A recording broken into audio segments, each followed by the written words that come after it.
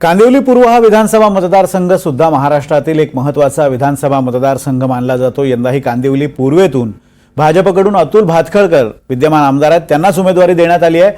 तिसऱ्यांदा ते निवडणुकीच्या रिंगणात उतरलेले आहेत। भातखळकर तिसऱ्यांदा बाजी मारणार काय याकडे सगळ्यांचं लक्ष लागलंय। त्यांच्याशी बातचीत केली आमचे प्रतिनिधी अक्षय कुडकेलवार यांनी।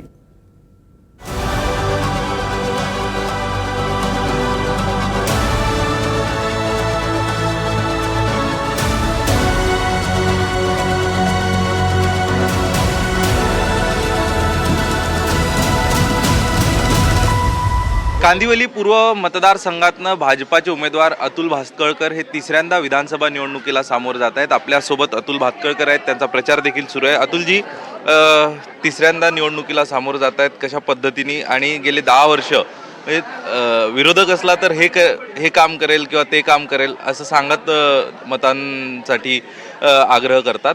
तुम्ही कुठले मुद्दे घेऊन आता जनतेसमोर जातात? नाही, मी जिकडे जिकडे जातोय तिकडे लोकच मला सांगतात की आपने ये काम किया, आपने ये काम किया। आत्ताच या ठिकाणी एक व्यक्ती मला आठवण करून दिली की त्यांना कुर्ला चेंबूरला कुठेतरी PAP मध्ये टाकत होते, त्यांना मी हायवेच्या बाजूला त्यांना घर मिळवून दिलं। आणि त्याच्यामुळे प्रत्येक विभागात प्रत्येक व्यक्तीपर्यंत पोहोचण्याचा मी प्रयत्न केला। आपण जिकडे उभे आहोत तिकडे आपण खुलं सभागृह बघताय, हे खुलं सभागृह मीच बांधून दिलं। आणि त्याच्यामुळे विभागात जाईन, लोकांमध्ये जाईन, त्या ठिकाणी लोक उत्स्फूर्तपणे मला प्रतिसाद देत आहेत आणि सर्व लोकांचा मला प्रचंड पाठिंबा मिळतोय।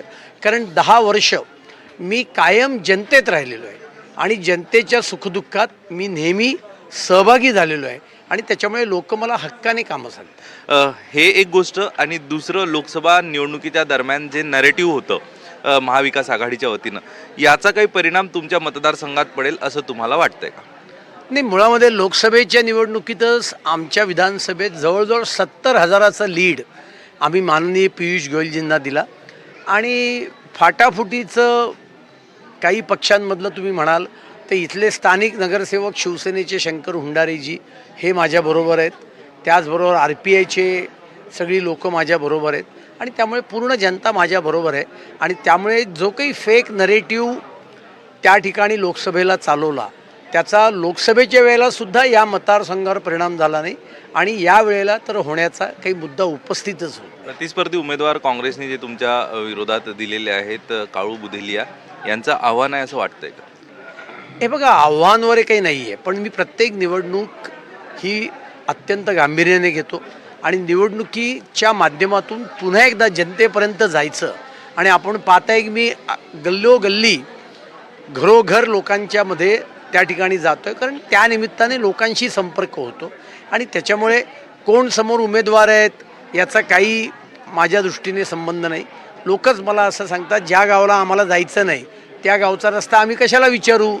आणि त्याच्यामुळे कांदिवली पूर्व विधानसभेच्या जनतेची हीच भावना आहे आणि त्यामुळे ते प्रचंड बहुमताने मला निवडून देतील। आपण बघतो हॅट्रिकचा विश्वास या ठिकाणी अतुल भातखळकर यांच्याकडनं व्यक्त केला जातोय, मात्र या सगळ्याचं उत्तर 23 तारखेला मतपेटीतनं बाहेर येईल। कॅमेरा पर्सन उदय गंगा, NDTV मराठी, मुंबई।